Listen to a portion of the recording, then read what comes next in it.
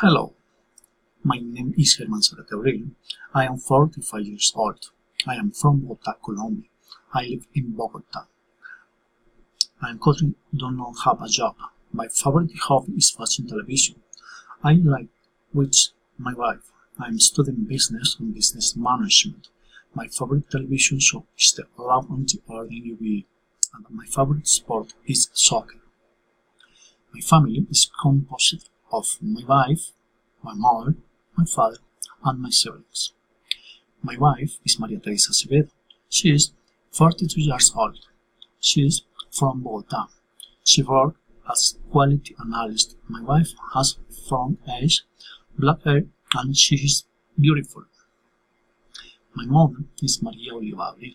She is 71 years old. She is from Cundinamarca, Palma. She is pensioner. My mother is very nice. She's short, has black eyes, and has grey hair.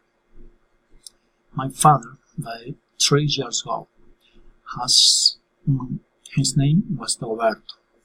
He was 74 years old. He had white hair, black eyes, and he was strong and had a very good sense of humor.